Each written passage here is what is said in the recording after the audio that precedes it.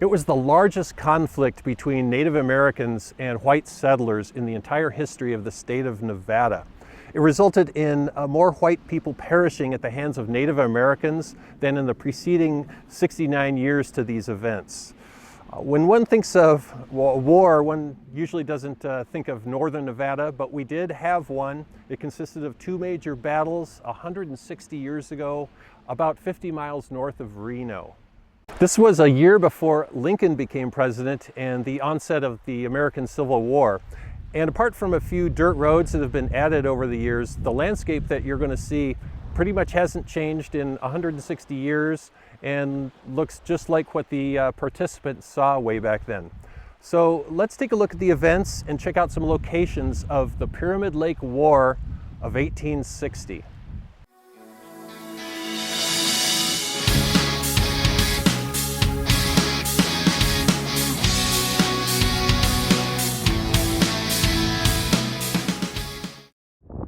Thousands of Native Americans and several tribes called the area that became the state of Nevada home for thousands of years.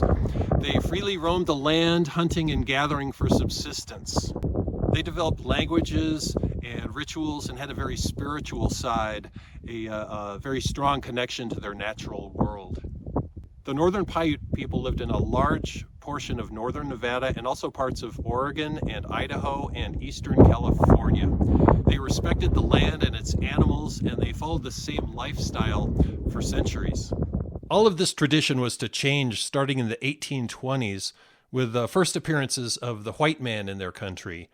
The first guy to show up was a mountain man and fur trapper named Jedediah Smith. You might recognize that name because there's a state park in California named for him. He was followed by parties led by Peter Skeen Ogden and mountain man Joseph Walker, and then by explorer John C. Fremont and his party, who first encountered the Paiute people at Pyramid Lake after traveling south from Oregon. Then came the California-bound emigrants, who passed through without showing much respect to the natives, which prompted some aggression from the Indians. But the influx of Euro-Americans through these lands skidded to a halt in 1847 due to these Indian attacks, news of the Mexican War, and reports of what had happened to the Donner Party. All of these folks mentioned were just passing through and had no intention of really staying long term. Then gold was discovered in 1848 at Sutter's Mill in California. The resulting gold rush generated a new and continuous supply of non-native folks entering and traveling through these areas.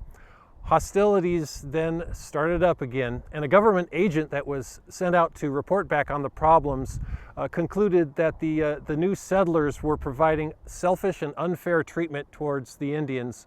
And he reported back that the whites that infest these areas are far more troublesome than the Indians. However, the main event that was to spell the end of the Indians' way of life was the discovery of gold and silver in the mountains that would soon produce Virginia City. Hordes of miners, more whites than the natives had ever seen, started to pour in and consume whatever resources they wanted with no regard for the native people. Indians were starting to be driven away from their native lands since these intruders and their stock animals pretty much decimated the plants and animals that the Indians had subsisted on for generations. Had the introduction of the white man into the Paiute's home been gradual, both sides would have had time to adjust. The Paiutes were not aggressive by nature. Even according to John C. Fremont's own journals, the Indians living there at the mouth of the Truckee River at Pyramid Lake treated him and his crew with friendliness and hospitality, and even kept them in a constant supply of large fish. But the appearance of a whole new culture appeared in abrupt fashion, and the Indians didn't really have an opportunity to adapt to these changes, and the new settlers didn't really even care about that. So the injustices and the desecration of Indian lands continued, and the Native Americans were losing patience. Pressure was building, and things would come to a head in the desert here in 1860. In the spring of that year, tribal leaders from near and far gathered for a council at Pyramid Lake to discuss and find a solution to the increasing confrontations with the rapidly growing number of whites entering their lands. They came from places like Honey Lake Valley, Walker Lake, the Antelope and Carson Valleys, the Humboldt Meadows, even some from the Black Rock Desert. Every chief was given the opportunity to speak, and almost every chief was for war. Chief Winnemucca remained silent, and the war chief Numaga was the sole dissenter. He was the only one to vote against war with the whites. Chief Numaga had previous experience with the white folks. He worked in California side by side with them and was able to speak English. And because of this, he kind of saw what was to come, and he laid all this out for the other tribal members in attendance. He wasn't afraid of the enemy or of battle, and he essentially said, "This is a war we cannot win. More whites will come, and we will be outnumbered, and we will be forced to live in places where it will be hard to find food and shelter." His words reportedly were, and he was really quite eloquent, "You would make war upon the whites," he said. "I ask you to pause and reflect. The white men are like the stars over your heads. You have wrongs, great wrongs that rise up like those mountains before you. But can you, from the mountaintops, reach and blot out those stars? Your enemies are like the sands in the bed of your rivers. When taken away, they only give place for more to come and settle there. Could you defeat the whites in Nevada? From over the mountains in California would come to help them an army of white men that would cover your country like a blanket. What hope is there for the Paiute? From where is to come your guns, your powder, your lead, your dried meats to live on, and hay to feed your ponies while you carry on this war? Your enemies will have all of these things, more than they can use. They will come like the sand and a whirlwind and drive you from your homes. You will be forced among the barren rocks of the north, where your ponies will die, where you will see the women and old men starve and listen to the cries of your children for food. I love my people. Let them live. And when their spirits shall be called to the great camp in the southern sky, let their bones rest where their fathers were buried." Right around this time, an unfortunate event eliminated all doubt as to the direction that the Native Americans would take. And if you haven't subscribed to our channel yet, please consider subscribing. It's free, there's no obligation, and from looking at my YouTube stats, I can see that there's a lot of people that watch this channel that haven't yet subscribed. And maybe it's because you're not clear on what subscribing is or does. When you subscribe to a channel, it just appears in your subscription tab, and when I upload new content, a little dot appears. That's it. There's no annoying emails. Again, it's free, and I don't know, maybe think about subscribing. I just sounded like Jay Leno there. And also, please click that little like button if you'd be so kind. So here's what sealed the deal for the Paiutes in 1860. Two Paiute girls around the age of 12 went out foraging one day, and they never returned. The Indians searched far and wide, and they actually came to a place called Williams Station, which was a stage stop and a trading post on the Carson River. And the actual physical location of Williams Station is now underwater here at Lahontan Reservoir. Williams Station was owned by three brothers named Williams, and the Indians came to Williams Station and asked if they had seen the girls or had any information, and they were told, "We have no information." Several days later, a young Paiute man was offered a deal, a trade of firearms in exchange for his horse.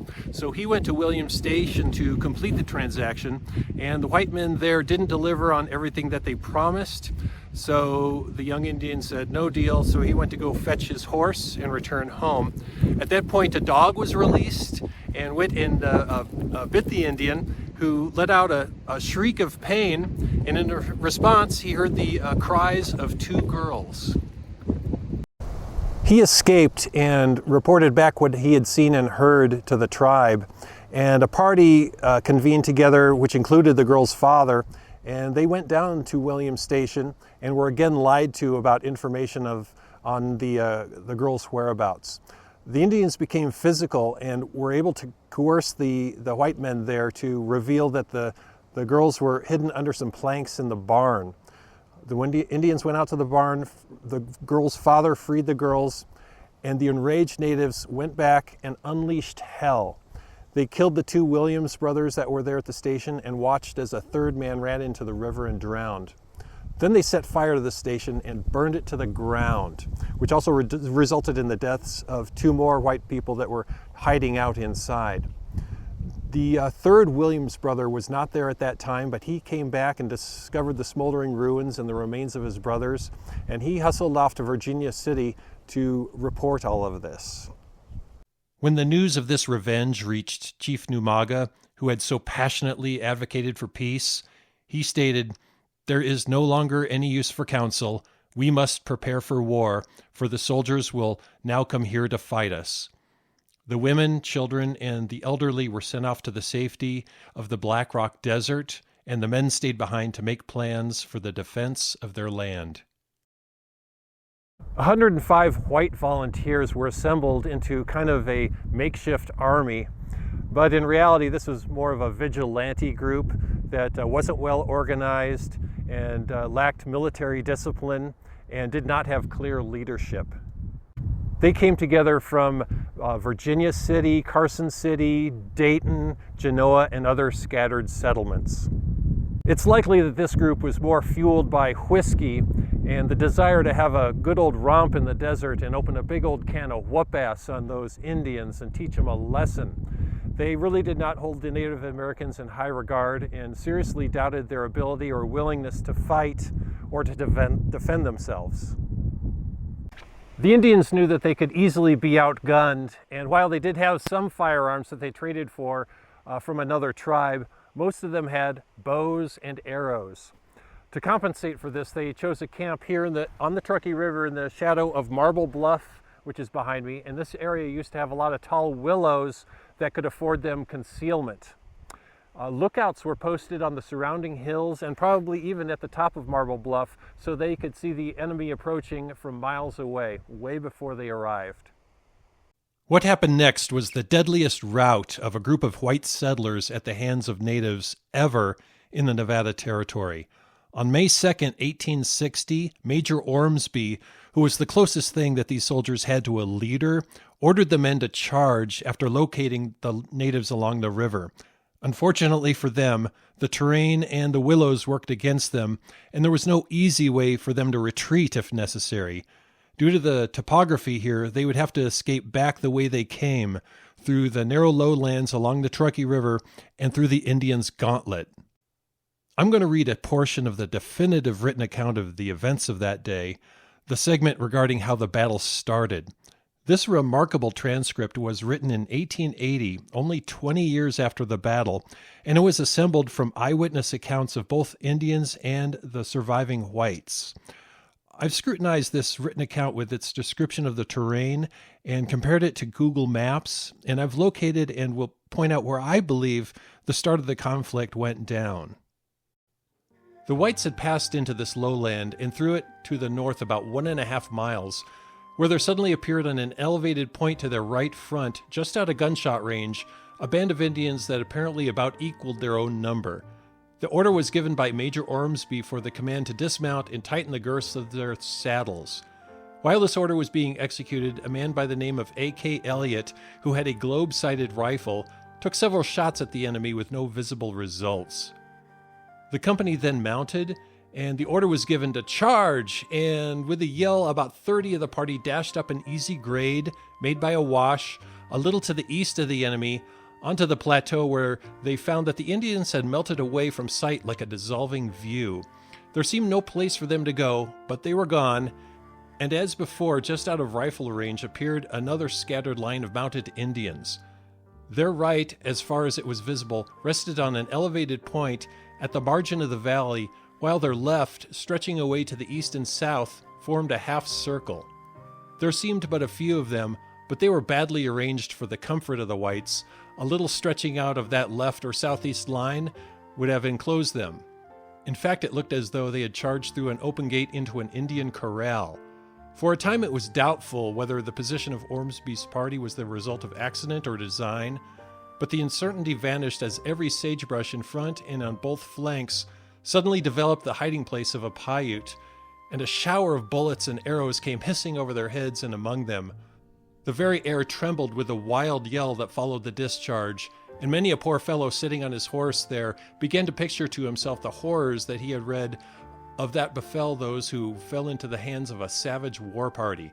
The battle was lost to the whites in the next 5 minutes by a failure to promptly continue the aggressive and thus give hope of success with which to occupy the mind, instead of a gradually growing fear and horror of falling wounded or otherwise into the hands of the Indians. Besides, the greater number of the party had lagged behind after observing the force of the enemy. The events started to go south for the revenge seekers as flying arrows and the sound of gunfire rattling around in these hills quickly turned their siege into chaos. The men became terrified of what might happen to them if they fell into Indian hands, and they looked for ways to escape. The Indians inflicted as much punishment as they could, and they pursued the fleeing white folks and killed them as they did so. Every so often, the white soldiers would regroup, reform, and try to make a stand, but they were pushed even farther back. Major Ormsby himself was injured and wounded in both arms, and he was soon captured and killed. This is a really picturesque view of the battlefield, and the men were fleeing from north to south here towards the direction of Wadsworth. In total, about 70 of the 105 volunteers were killed, with just only a few casualties for the Indians. The survivors made their way back, and soon the whole territory was abuzz about these events and what might be coming soon for them, their homes, and their towns. These panicked people would not feel safe until these savage Indians were beaten back and rendered unable to commit further uprisings. So the inevitable second major battle was looming, and a telegraph sent to California resulted in the dispatch of 544 California volunteers combined with some Washoe volunteers, plus 207 Army regulars. This new force, with their military discipline, rode in along the Truckee River the same way as their predecessors of the previous month, and they rode past their still unburied and ghastly remains. An advance party was sent ahead to locate the Indians and were instructed not to engage. They spotted about 300 natives advancing towards them, so they retreated back to the main group to reconfigure. On June 2nd, 1860, the clash commenced, and after 3 hours, no side had made any significant advances, and it looked like a draw, and there weren't many casualties on either side. The natives retreated away during the night, giving the Euro-Americans their victory. Life would now radically change for the Paiute people. They weren't able to put together further military resistance to answer the ever-growing population of white folks. And since they weren't free to roam their own native lands anymore, they really had few options. They could relocate somewhere and continue living in their old ways. They could reestablish themselves in one of the newly formed reservations, or they could simply remain and try to eke out a meager living working for the white man in the towns and mining camps. These events resulted in the establishment of Fort Churchill in July of 1860, where the military could keep a watchful eye on those natives and protect the settlers and the ranchers and the stagecoach operators. Fort Churchill operated as a military post for just 9 years, and it was abandoned in 1869. And it was abandoned because in that year the first Transcontinental Railroad was completed, and that made the stage routes no longer necessary. Fort Churchill, the ruins of Fort Churchill are today preserved in Fort Churchill State Park, and I'll probably dive into this historic site on a future episode. Oh, that was a battle to put this video together, guys. I just kind of finished, and usually I finish off these episodes at a local watering hole to check out the craft beer, but sometimes it's just nice to spend time in your own little watering hole. Here I am at home. The wife is off visiting the mother-in-law. She took the dog, so it's nice and quiet here in my video editing man cave. And today I am enjoying my annual holiday homebrew. That's right, I make a homebrew every holiday season, and it's usually an imperial stout like this one, a little higher ABV. lots of chocolatey coconut goodness in there. So I'd invite you to try my holiday ale, but it's my holiday stout, but it's not available at any location because I can't sell it. And speaking of homebrew, I started homebrewing 30 years ago, and you know who's responsible for that? Who made that legal? Jimmy Carter. Jimmy Carter signed into law in the late 70s the ability for the common man to brew up to, I believe, 100 gallons of homebrew beer a year. It hadn't been legal before that time, so that's cheers to you, Jimmy Carter. And let me revisit this this tome here one more time, guys. This is the History of Nevada. This is a huge book that was published in 1881. And the cool thing is, being published in 1881, Nevada became a state in 1864.